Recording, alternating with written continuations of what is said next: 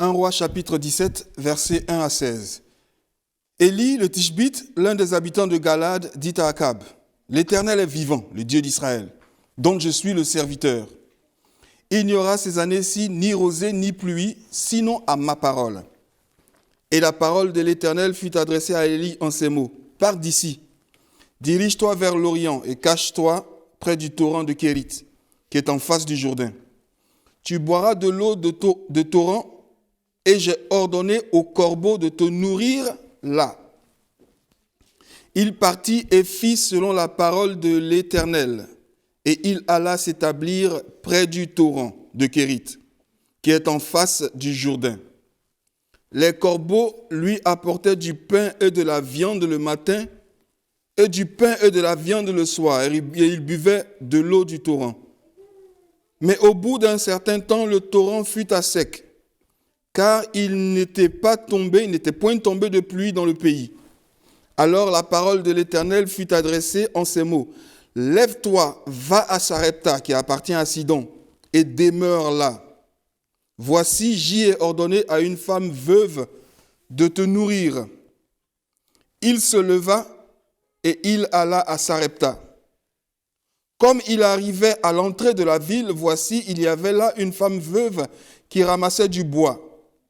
Il l'appela et dit, « Va me chercher, je te prie, un peu d'eau dans un vase, afin que je boive. » Et elle alla en chercher. Il appela de nouveau et dit, « Apporte-moi, je te prie, un morceau de pain dans ta main. » Elle répondit, « L'Éternel, ton Dieu, est vivant. Je n'ai rien de cuit. Je n'ai qu'une poignée de farine dans un pot et un peu d'huile dans une cruche. Et voici, je ramasse 2 morceaux de bois, puis je rentrerai et je préparerai cela pour moi et mon fils, et pour mon fils. Nous mangerons, après quoi nous mourrons. » Élie lui dit, « Ne crains point, rentre, fais comme tu as dit. Seulement prépare-moi d'abord avec cela un petit gâteau et tu me l'apporteras. Tu en feras ensuite pour toi et pour ton fils. Car ainsi parle l'Éternel, le Dieu d'Israël. La farine qui est dans le pot ne manquera point et l'huile qui est dans la cruche ne diminuera point jusqu'au jour où l'Éternel fera tomber de la pluie sur la face du sol. » Et elle alla. Et elle fit selon la parole d'Élie. Et pendant longtemps, elle eut de quoi manger, elle et sa famille, aussi bien qu'Élie. La farine qui était dans le pot ne manqua point, et l'huile qui était dans la cruche ne diminua point, selon la parole que l'Éternel avait prononcée par Élie. Gloire à Dieu. Pendant la grande majorité de la nuit d'hier, j'ai lu ce passage et j'ai réfléchi. Le Seigneur continuellement m'a parlé à travers ce passage et je voudrais partager quelques pensées sur ce passage. Ça ne sera pas une exégèse de ce texte, mais c'est les pensées que le Seigneur me met à cœur que je vais partager avec vous sur ce passage. La première chose que je voudrais dire, c'est que si on veut marcher effectivement avec Dieu, il est important, et je vais intituler ce message « Marcher avec Dieu ». Marcher avec Dieu. Notre marche avec Dieu peut être une marche qui quelquefois est très imprévisible, et qui peut quelquefois même être difficile. Mais si nous voulons marcher effectivement avec Dieu, il est important, il est capital. Il est important pour nous de comprendre et d'être sensible à ce que j'appelle les temps et les saisons. Il est important d'être sensible, de comprendre au moins le concept des temps et des saisons. De même que naturellement, les temps et les saisons affectent notre attitude, nos comportements, nous sommes dans une partie du monde où on est béni avec au moins 4 saisons. Moi, je viens de l'Afrique. L'Afrique, il y a 2 saisons. Soit il pleut, soit il fait chaud. Mais il fait chaud presque tout le temps. Mais ici, on a 4 saisons. On voit les saisons se succéder les unes aux autres.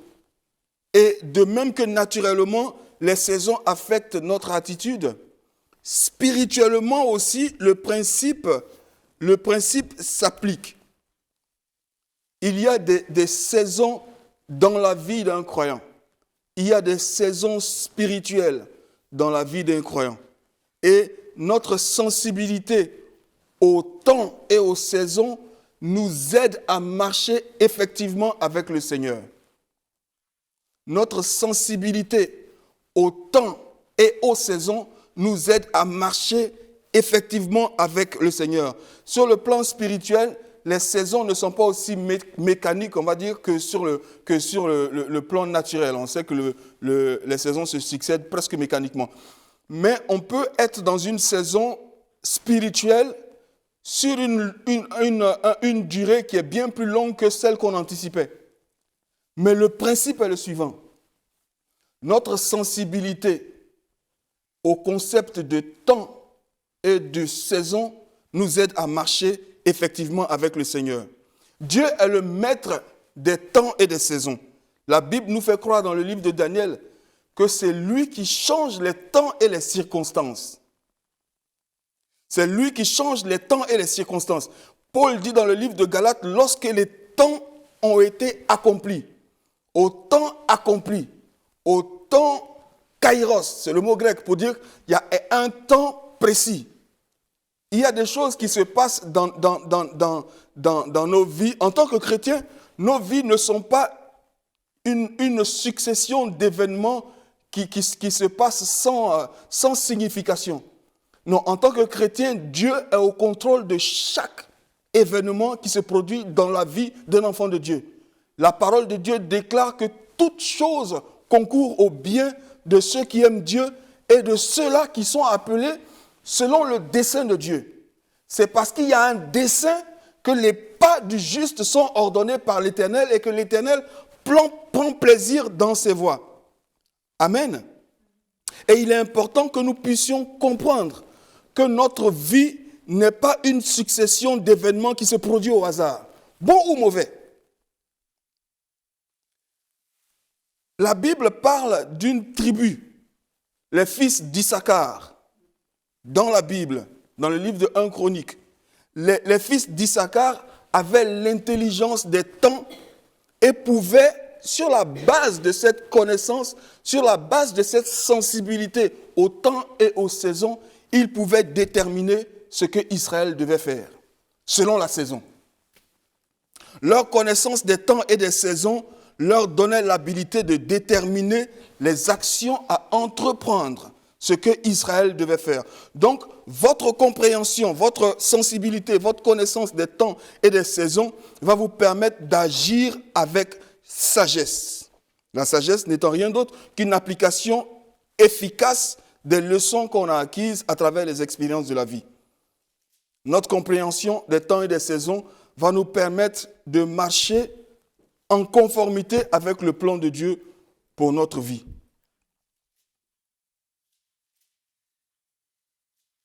Même si quelquefois dans la vie, les choses paraissent pas coordonnées et même adverses. Mais il est important que nous sachions que Dieu est au contrôle des temps et des saisons. Comprendre les temps et les saisons nous permet de marcher de façon symbiotique, en symbiose avec Dieu et avec la provision du ciel, avec la puissance de Dieu dans notre vie. Comprendre les temps et les saisons nous permet de comprendre que Dieu est toujours au contrôle et que rien n'échappe au contrôle de Dieu dans la vie d'un enfant de Dieu. Il arrive des moments où, en tant qu'enfant de Dieu, et cela arrive à tout enfant de Dieu. Le grand prophète Élie, de qui nous parlons aujourd'hui, est celui-là même qui a eu un moment de dépression où il a voulu mettre fin à sa propre vie. Il arrive des moments dans la vie d'un enfant de Dieu où il y a des situations qui nous amènent à nous demander, mais Seigneur, où es-tu? Seigneur, où es-tu? Il y a des situations qui nous amènent à remettre en cause la présence de Dieu dans notre vie. Seigneur, es-tu toujours présent? Mais bien aimé, laissez-moi vous dire ceci. Dieu est l'Éternel Jéhovah Shammah, toujours présent. L'Éternel Shammah, toujours présent. Il y a des situations dans la vie qui nous amènent à nous poser des questions de savoir, Seigneur, est-ce que tu vois ma situation? Est-ce que tu vois la situation que je traverse en ce moment? Mais je suis venu ici pour vous dire ce matin que l'Éternel est Jéhovah Roi, l'Éternel qui voit. Rien n'échappe au contrôle de Dieu. On peut se demander quelquefois, Seigneur, est-ce que tu as toujours le désir d'agir? Je suis désespéré, je ne vois pas la main de Dieu. Est-ce que Dieu est toujours désireux d'agir dans ma vie? Mais l'Éternel est, et il est toujours, et il demeure Jéhovah El Shaddai, l'Éternel Dieu Tout-Puissant. Alléluia. Il est toujours capable d'agir. Il est toujours au contrôle, quelle que soit la situation. Et votre compréhension, notre sensibilité au temps et aux saisons va nous apporter l'assurance en sachant que tout ce qui commence dans le temps a une fin dans le temps. Toute tribulation, toute épreuve qui commence dans le temps a une fin dans le temps. Ça peut être une situation devant laquelle on est incapable de réagir, on n'a pas la force de réagir. Mais bien aimé, je veux vous apporter l'assurance aujourd'hui que cette situation ne sera pas éternelle. Dieu est au contrôle. Et ce qui commence dans le temps aura une fin dans le temps. Notre compréhension des temps et des saisons va nous permettre de ne ni paniquer, ni nous inquiéter pendant les traversées du désert. Parce que nous savons que cette traversée n'est que pour une saison. Il y a un temps pour ce désert. Il y a une saison pour ce désert. La Bible dit dans le livre des Psaumes, le soir arrivent les pleurs et le matin l'allégresse. Weeping may endure for a night, but joy comes in the morning. Le soir arrivent les pleurs, mais le matin arrive l'allégresse. Quelle que soit la durée du soir, le matin va arriver et l'allégresse va arriver. Vous n'allez ni paniquer, ni vous inquiéter, mais plutôt glorifier Dieu dans la saison du désert. En sachant que Dieu est capable de faire emmener le matin et avec le matin l'allégresse. Quand nous comprenons les temps et les saisons, nous n'avons pas à nous inquiéter, nous n'avons pas à paniquer et nous n'avons pas à convoiter le succès apparent des autres. Car Dieu lui-même est capable de nous donner aussi du succès. Quand nous comprenons, quand nous sommes sensibles au temps et aux saisons, nous n'avons pas à nous inquiéter de qui est parti, de qui a fait quoi. Il y a des choses qui nous marquent. Il y a des choses, des événements que Dieu utilise pour ouvrir une nouvelle saison dans notre vie. Alléluia. Vous savez, Dieu utilise des choses, des situations pour ouvrir des saisons dans notre vie. C'est pourquoi la Bible nous exhorte à être sobre et même émotionnellement sobre. Parce que il y a des situations qui ont un effet émotionnel. Or, le dessein de Dieu à travers une situation est de nous propulser dans une nouvelle saison. Mais puisque nous demeurons émotionnellement attachés, nous ne pouvons pas faire le pas de foi pour entrer dans la saison dans laquelle Dieu veut nous propulser et nos émotions nous maintiennent attachés à une situation de laquelle Dieu veut nous détacher.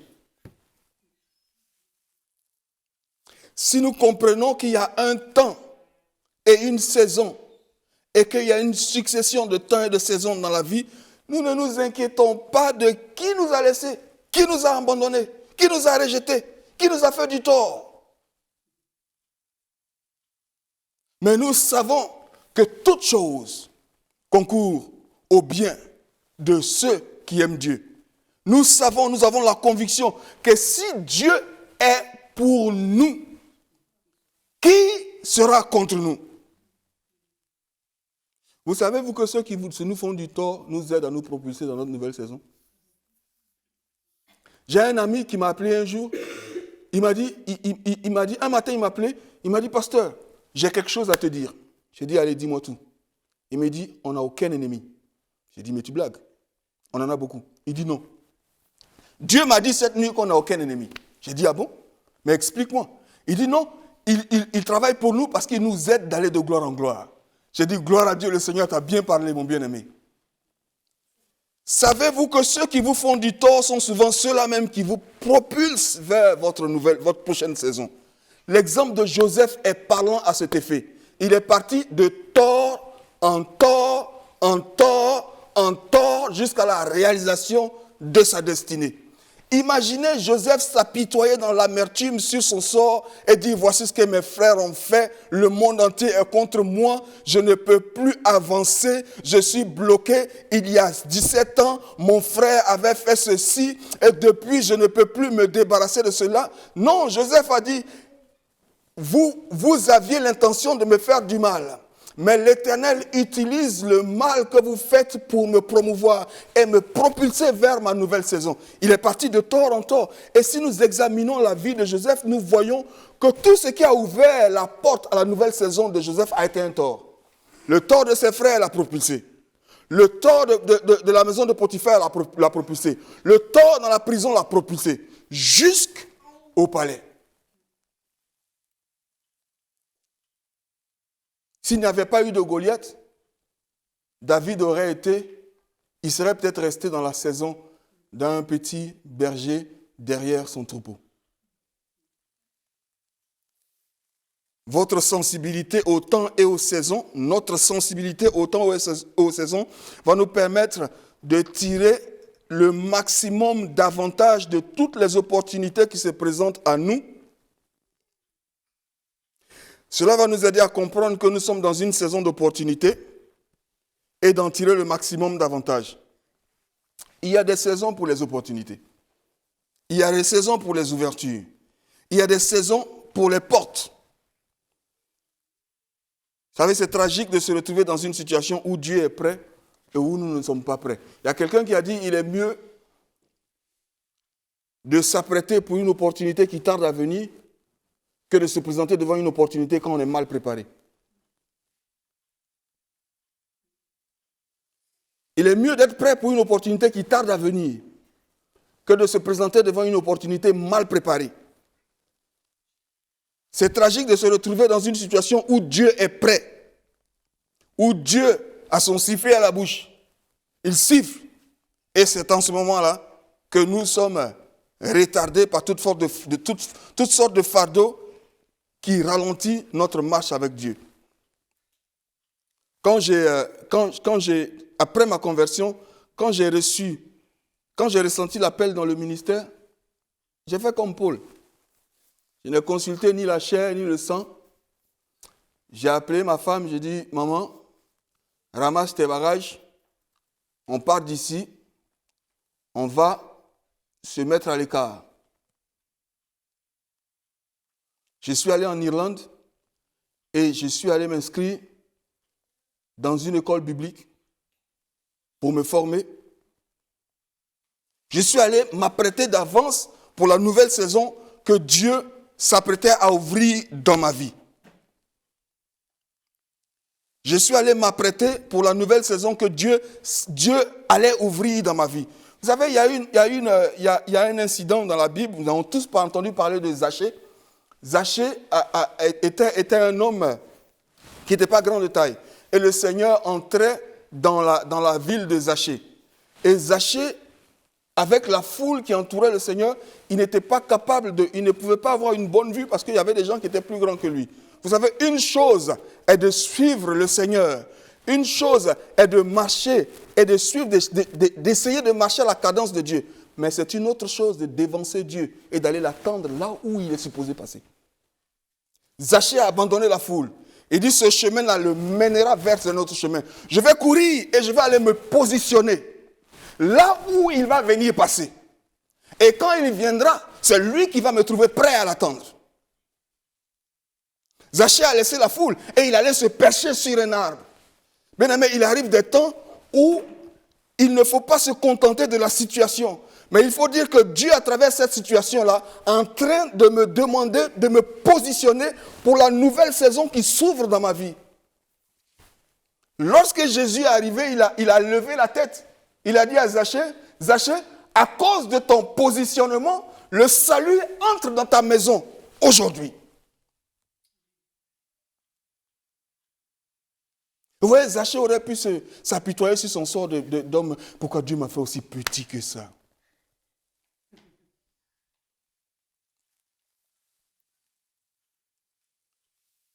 Les opportunités sont liées au temps et aux saisons de la vie et elles n'arrivent pas à n'importe quel moment. Elles sont utilisées par Dieu pour nous propulser vers une autre saison de notre vie et nous devons en faire le maximum. Faisons le maximum des opportunités que Dieu nous donne. Soyons des hommes et des femmes d'action. Il y a quelqu'un qui me disait, et je trouve que c'est vrai, quand nous serons devant le Seigneur, nous allons regretter les opportunités que nous avons manquées sur la terre. On dit, ah oui, le Seigneur m'avait ouvert une porte. Le Seigneur, à travers cette situation, le Seigneur m'orientait vers ce chemin, mais je ne l'ai pas pris parce que je me suis apitoyé sur mon sort ou parce que je me suis senti être la victime ou parce que j'étais attaché émotionnellement à ceci ou à cela ou alors pour une raison quelconque, je n'ai pas saisi l'opportunité que Dieu m'avait donnée. Nous sommes son ouvrage destiné à de grandes œuvres qu'il a préparées d'avance. Nous n'avons aucune idée de ce que Dieu veut faire avec nous. La seule personne qui limite l'œuvre de Dieu dans notre vie, c'est nous-mêmes. Quand la saison d'un homme arrive, quand la saison d'une femme arrive, des opportunités commencent à se présenter. Des portes commencent à s'ouvrir, mais d'autres se ferment aussi. Ce qui était bloqué commence à se débloquer, mais d'autres choses se bloquent aussi. Alléluia. Vous savez, ma présence ici est une saison. Je vais vous expliquer un peu rapidement. J'étais en Angleterre. J'ai organisé une conférence. J'ai invité des orateurs de Côte d'Ivoire. Ils n'ont pas eu de visa. Une semaine de la conférence, panique générale. Les orateurs n'ont pas de visa. J'ai dit, il faut qu'on trouve un autre orateur. On a contacté un homme de Dieu en Côte d'Ivoire, que je ne connaissais pas personnellement, mais qui a un grand ministère. Il m'a dit, je n'ai pas suffisamment de temps. Je suis très occupé, il faut que vous me contactiez au moins 6 mois à l'avance. On est à une semaine de la conférence. J'ai dit, d'accord, nous on continue de prier. 3 jours avant la conférence, il m'appelle. Il dit, j'abandonne tout mon programme et je viens à votre conférence. Je paye mon billet. On s'est rencontrés devant la porte de l'église. C'est là qu'on a fait connaissance. Bonjour pasteur. Il est entré, il a prêché. L'année qui a suivi, il m'a invité en Côte d'Ivoire. Je suis allé en Côte d'Ivoire et j'ai rencontré un monsieur, un Français qui est venu avec sa caméra pour filmer l'événement auquel j'avais été invité en Côte d'Ivoire. Et j'ai fait la rencontre de Gérard Sénécal. Je suis revenu à Londres, Gérard m'appelle, pasteur, on s'est rencontré à Abidjan. Dieu me met quelque chose à cœur, il ouvre une nouvelle saison dans ma vie, il faut qu'on travaille ensemble. J'ai dit, mais Gérard, tu viens à Londres. Gérard est venu à Londres. C'est une nouvelle saison, c'est une nouvelle ouverture. Et si je n'avais pas été sensible à cette saison, je ne serais pas ici et vous ne serez pas en train d'entendre ce que je suis en train de vous dire aujourd'hui. Ma présence ici est une saison. Et je crois qu'une nouvelle saison s'ouvre dans la vie de quelqu'un aujourd'hui. Je déclare une nouvelle saison dans ta vie, bien-aimée. Ton temps est arrivé de passer des ténèbres à la lumière, de l'oppression à la liberté, de la tristesse à la joie, de l'arrière à l'avant. Dieu qui prend le pauvre et l'indigent et le fait asseoir à la table du roi, Dieu te prend de l'arrière-plan et il te propulse. Il ne faut pas avoir peur d'être propulsé à l'avant. Dieu a un plan pour toi. Rien n'est le fruit du hasard dans ta vie. Mais chaque plan contient des étapes. Chaque plan contient des étapes. Et le plan de Dieu pour toi aussi a des étapes. Il y a des événements clés il y a des tournants dans la vie, des moments décisifs dans la vie de chaque homme qui ouvrent une nouvelle saison. J'en ai l'exemple d'une autre saison dans ma vie. Moi, j'ai rencontré le Seigneur sur un lit d'hôpital. C'était une saison, c'était un rendez-vous. Personne ne souhaite aller à l'hôpital. Mais c'était une saison dans ma vie parce que j'ai rencontré le Seigneur à l'hôpital et dès que je suis sorti de l'hôpital, une autre saison a commencé. Et voilà comment je regarde cet événement. Il y a des moments clés, des événements clés dans la vie de chaque homme. Ces moments peuvent être difficiles, ils peuvent être tragiques. Et on ne peut pas nier les difficultés auxquelles nous faisons souvent. Un divorce est une chose difficile. Une maladie est une chose difficile. La mort de quelqu'un est une chose difficile. Mais bien aimé, toutes choses, les bonnes et les mauvaises, concourent au bien de ceux qui aiment Dieu et qui sont appelés selon le dessein de Dieu. Vous voyez, notre plus grande bénédiction, c'est qu'il y a un dessein et c'est le dessein de Dieu. Il se trouve simplement que nous faisons partie de ce dessein. Et c'est ça notre bénédiction. Ce n'est rien en nous qui soit bon, mais c'est que Dieu a un plan, il a un dessein. Dieu veut que tu entendes ce que tu es en train d'entendre aujourd'hui pour te propulser dans la nouvelle saison qu'il ouvre pour toi. Pour que tout ce qui t'attache, tout ce qui te retient, tu dises, mais Seigneur, je me laisse attacher, me laisse retenir par des choses futiles, pendant que tu m'appelles à quelque chose de plus grand, et que tu oses, et que tu prennes de l'initiative, et que tu marches dans le plan de Dieu pour ta vie. Ces moments peuvent être difficiles. Ils peuvent souvent être caractérisés par une rencontre. Et pendant que Dieu te prépare, il prépare d'autres personnes. Dieu est le maître de... Vous avez lu le livre de Ruth. Moi, je dis que Dieu a amené Naomi là où il l'a emmené parce qu'il voulait aller chercher Ruth pour faire ce qu'il voulait faire. Il y a des rencontres. Ruth et Naomi. Il y a des rencontres. Regardez la rencontre entre Rahab, la prostituée, et les espions. Voici une femme qui vit sa vie de prostituée. Elle est disqualifiée. Elle est prostituée. Elle est prostituée. Elle n'est pas une femme qui a beaucoup de copains. Non, c'est une prostituée. Elle vit une vie de prostituée. Et cette femme-là, un jour, des espions viennent espionner son village à elle. Et elle livre son village aux espions. Parce qu'elle sent que ces gens-là, ils sont des espions, mais ils sont de bons espions. Elle leur dit, je vais vous protéger. Mais je sais qu'en retour, vous avez quelque chose que vous pouvez faire pour moi. Protégez-moi et protégez ma famille. La rencontre entre Rahab et ses espions a fait d'elle une des ancêtres de notre Seigneur Jésus-Christ. Regardez la rencontre entre David et Jonathan, entre Paul et Barnabas. Paul était un meurtrier. Et qui de l'église, la nouvelle église primitive, pouvait se permettre d'avoir celui qui massacrait les chrétiens comme orateur? Personne ne voulait s'approcher de Paul. Or, Dieu avait son plan, il avait un grand ministère dans la vie de Paul. Il avait quelque chose d'énorme dans la vie de Paul. Mais Paul, toutes les portes étaient fermées. Personne n'osait s'approcher de Paul. Non, c'est quelqu'un qui tue les chrétiens. Il va nous assassiner. C'est un plan. On est convaincu. Il nous amène ici. Il nous lit. Il nous livre.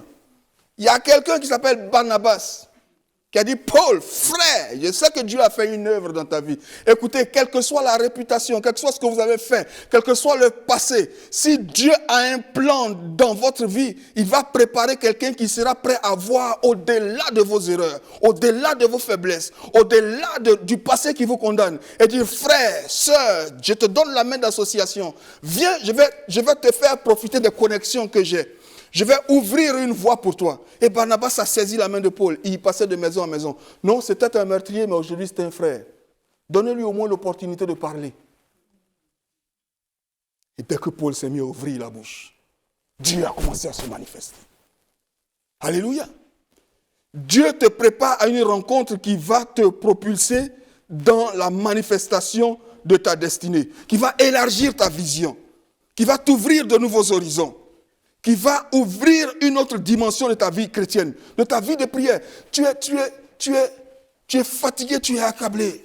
Et le Seigneur permet qu'un frère, une sœur, quelqu'un qui dit quelque chose ou qui fait quelque chose te motive et te remet d'aplomb et tu recommences. Tu recommences avec une nouvelle force, une nouvelle vigueur. Dieu veut que tu entendes ce que tu es en train d'entendre aujourd'hui. Dieu veut que tu entendes ce que tu es en train d'entendre aujourd'hui. Dieu va te dire quelque chose qui va faire avancer la vision qu'il a mise dans ton cœur. Ce vieux rêve, Dieu va le ressusciter. Dieu va le ressusciter et Dieu va l'amener d'exploit en exploit. Il va l'amener de gloire en gloire. Parce que le dessein de Dieu doit s'accomplir dans ta vie. Alléluia. On va revenir à notre texte. J'ai dit tout ceci pour cela. Gloire à Dieu. On va revenir à 1 Roi chapitre 17. Tout ceci pour ça. Gloire au Seigneur. Il y a dans ce texte quelques principes que je voudrais partager. Il y a dans ce texte quelques principes que je voudrais partager et je sais qu'ils vont nous aider. Ce texte nous parle de deux personnes, de Élie et de la femme veuve, la veuve de Sarepta. Vous voyez, d'événement en événement, la destinée de ces deux personnes se rencontre à un moment important, un moment clé. Ces deux personnes ne se connaissaient pas. La veuve avait sa vie, elle avait ses problèmes, elle a perdu son mari, elle a eu ses difficultés. Élie venait de son coin, il a eu ses problèmes. À un moment, son ministère, sa vie est devenue difficile. La Bible dit que là où il était, sa provision, sa source a séché, il n'avait plus rien. Il arrive des temps dans la vie où on se demande, mais qu'est-ce qui se passe? Mais je n'ai plus. Nous, on a l'avantage de lire les textes bibliques avec beaucoup de recul. On lit des mots, mais on ne lit pas les situations dans lesquelles les gens se trouvent. Voici quelqu'un qui marche avec Dieu tous les jours et qui se retrouve dans une situation où il n'y a plus 5 francs. Les enfants pleurent, maman pleure, le courant n'est pas payé, les factures ne sont pas payées, il n'y a plus rien de rien. Qu'est-ce que je fais, Seigneur? Le Seigneur, il va, il y a des corbeaux qui vont te nourrir. Des corbeaux, Seigneur, attends.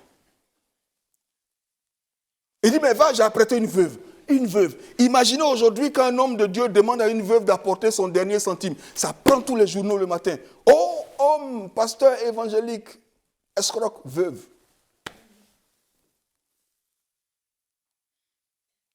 Nous avons l'avantage de lire ces histoires et nous connaissons la fin. Mais les acteurs concernés, eux, ils ne connaissent pas la fin. Ils marchent avec la foi. Ils marchent par la foi avec Dieu. Et dans la vie, bien aimé, nous sommes des acteurs et Dieu est le metteur en scène. Et Dieu connaît la fin d'une chose avant même son commencement. Et laissez-moi vous dire ceci. La fin pour vous est bonne.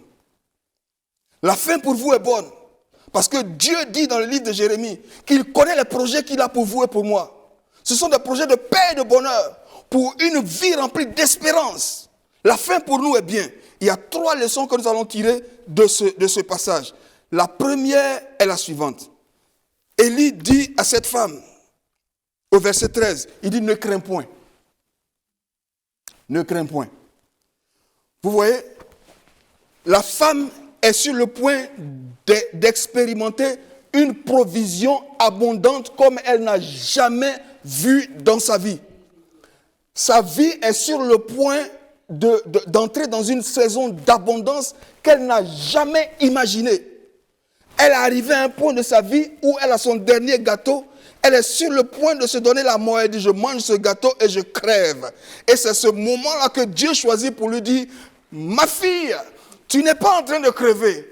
Bien au contraire, c'est maintenant que tu vas expérimenter l'abondance. Mais il y a une chose qui va te faire rater ce plan. Il y a une chose qui peut faire échouer ce plan. C'est la peur. N'aie pas peur.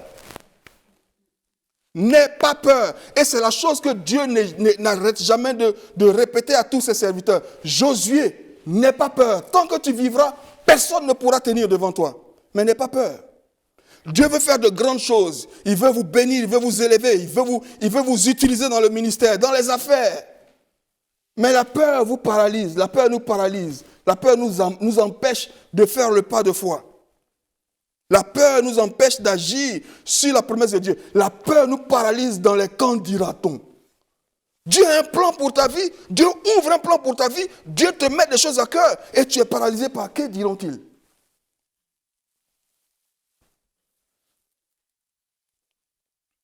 Il y a beaucoup de choses que nous pouvons faire, il y a beaucoup de choses que vous pouvez faire. Votre problème n'est pas un manque de moyens. Votre problème n'est pas un manque de talent. Votre problème n'est pas un manque de temps. Votre problème n'est pas un manque d'idées ou d'initiatives. Votre problème, c'est que vous avez peur de commencer, de prendre des risques. Nous n'avons pas reçu un esprit de peur. Nous n'avons pas reçu un esprit de timidité. Nous avons reçu un esprit de puissance, un esprit de force, un esprit d'amour, un esprit de sagesse. N'aie pas peur. Il y a un serviteur à qui son maître a confié les talents pour qu'il les fasse fructifier. Et Dieu nous a confié à nous. J'ai un livre que j'attendais ici, j'attendais une livraison, mais qui n'est pas arrivé. Le livre s'intitule « Découvrez la puissance de Dieu, découvrez la puissance qui est en vous ». Et comme je le disais la dernière fois, Dieu nous fait plus confiance qu'on se fait confiance à nous-mêmes. Dieu nous a enfouis d'onction. Il dit, vous êtes oint. Si quelqu'un vous dit que vous n'êtes pas oint, en tant qu'enfant de Dieu, il vous a menti. On est en train de demander encore des choses à Dieu. Dieu regarde, mais quand est-ce que vous allez commencer à utiliser ce que je vous ai déjà donné? Dieu aime ceux qui prennent des risques. N'aie pas peur. La deuxième chose que je voudrais dire, le deuxième principe que je voulais tirer de ce texte, c'est le suivant. Dieu utilise toujours quelque chose que nous avons. Dieu utilise toujours quelque chose que nous avons. Verset 12, rapidement. Elle dit, je n'ai qu'une poignée de farine dans un pot et un peu d'huile dans une cruche. Ça ne fait rien. Envoie le peu que tu as. Mais si avec le peu que tu as, tu peux rendre grâce à Dieu, Dieu va le multiplier. Nous connaissons tous l'histoire des 5 petits pains et des 2 poissons. La Bible dit Jésus a pris ce qu'il avait de peu. La Bible ne dit pas que Jésus s'est mis à prier. Oh Seigneur, je te prie de multiplier ceci. La Bible dit Jésus le prie et il rendit grâce. Il rendit grâce. Multiplication. Bien-aimés, si vous êtes capable de rendre grâce à Dieu pour le peu que vous avez, Dieu est prêt à le multiplier. Je ne suis pas encore guéri, mais Seigneur, je te rends grâce que ce matin, j'ai pu ouvrir les yeux et voir le soleil. Gloire te soit rendue. Je ne suis pas encore arrivé à ma destination, mais Seigneur, je te rends grâce que je ne suis plus là où j'étais il y a 2 ans. Gloire te soit rendue. Seigneur, tout le monde m'a abandonné, mais je te rends grâce de ce que la parole tu dis, tu es toujours avec moi. Je te rends grâce pour le peu que j'ai. Je te rends grâce pour mes enfants qui se sont réveillés ce matin. Peut-être qu'ils ne sont pas scolarisés, mais Seigneur, je te rends grâce de ce qu'ils ne sont pas nus. Je n'ai pas la maison de mes rêves, mais Seigneur, je te rends grâce que je ne suis pas dehors sous la pluie. Si vous êtes capable de rendre grâce à Dieu pour le peu que vous avez, Dieu est prêt à le multiplier et vous emmener dans des lieux que dont vous n'avez aucune idée. Seigneur, merci pour cette petite porte que tu as ouverte. Mais je sais qu'à travers cette petite porte, de grandes s'ouvriront dans ma vie. Alléluia. Nous avons tous tendance à regarder ce qui nous manque. Oh, Dieu nous enfouit de dons et de talents. La troisième chose, le dernier principe que je voudrais partager avec vous est le suivant, il est simple. Mettez votre foi en action. Au verset 15, la Bible dit quoi? La Bible dit, elle fit selon la parole d'Élie. À quoi nous sert-il d'avoir la foi si elle n'est pas suivie d'action? Elle est morte. Jacques dit, la foi sans action est morte. Quelqu'un a dit, le courage, ce n'est pas le manque de peur. C'est d'avoir peur de le faire quand même. Il faut mettre notre foi en action. Il faut mettre notre foi en action. Dieu a vu la foi des 4 amis qui transportaient leurs camarades paralytiques. La Bible dit qu'ils sont arrivés au plus grand obstacle. Et le plus grand obstacle est très proche de la plus grande délivrance. Jésus est dans la maison, mais la porte est fermée. Comment faire pour avoir accès? Peut-être que le malade leur disait, je vous avais dit, mes frères, c'est impossible. Ramenez-moi à la maison. Ils disent non. On est venu trop loin pour t'abandonner. On va escalader. On va escalader. La Bible dit Jésus a vu leur foi. La foi se voit. Il y a un autre épisode dans le Nouveau Testament où il y a des lépreux qui sont venus au Seigneur. Ils étaient lépreux. 10. Le Seigneur n'a pas prié. Il a dit, allez vous montrer au sacrificateur. On se montre au sacrificateur quand on a reçu la guérison. Pour confirmer la pureté. Ils étaient encore lépreux sur le chemin de l'obéissance. Les doigts étaient encore dans la lèpre sur le chemin de l'obéissance. Mais à chaque pas qu'ils faisaient, les symptômes de la lèpre tombaient. À chaque pas qu'ils faisaient dans l'obéissance, chaque fois qu'ils mettaient la foi en action, les doigts se libéraient de la lèpre. Le corps se libérait de la lèpre. Quand ils sont arrivés devant le sacrificateur, ils étaient tout purs. C'est leur action. C'est leur foi. Ma fille, ta foi t'a sauvée. C'est leur action, c'est leur foi qui les a sauvés. Alléluia. Mon juste vivra par la foi, nous dit la parole de Dieu. Mon juste vivra par la foi. Nous ne pouvons pas attendre que les circonstances s'alignent forcément en notre faveur. Nous devons pousser les circonstances à s'aligner en notre faveur. Nous ne pouvons pas attendre que les circonstances s'alignent en notre faveur. Nous devons les pousser à s'aligner en notre faveur. Alléluia.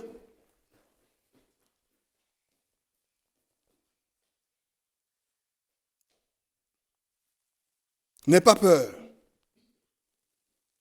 N'aie pas peur. N'aie pas peur. Ne laisse pas la peur te paralyser. Dieu utilise toujours quelque chose que nous avons. Dieu utilise le peu. On a parlé la dernière fois du principe de la semence. Dieu ne va pas te donner tout. Il va te donner la semence. S'il y a tout, pourquoi il y a la foi? C'est parce qu'il faut la foi. Et il faut que le rêve soit tellement grand qu'il nécessite une intervention divine. Il faut que les gens regardent pour dire, elle est folle. Il est fou celui-là. Tant qu'on ne dit pas qu'il est fou, tu n'as pas encore mis ta foi en action. On dit, mais c'est quelle folie ça. Mets ta foi en action. Je prie que le Seigneur par son esprit parle à quelqu'un et que Dieu suscite, Dieu ouvre une porte, que prophétiquement, Dieu vous propulse dans la nouvelle saison de votre vie. Que Dieu vous détache, qu'il vous libère de tout ce qui vous retient. Que le dessein de Dieu prenne le dessus. Que Dieu se saisisse de votre cœur. Que Dieu morde votre cœur. Que son dessein, que son appel sonne tellement fort dans votre oreille que vous n'êtes pas capable d'entendre la voix de l'adversité. Que vous fassiez des pas de géant comme un fou. Et que la puissance de Dieu se manifeste dans votre vie. Et que le monde voit la grandeur du Dieu que vous servez. C'est ma prière pour vous, dans le nom de Jésus. Amen.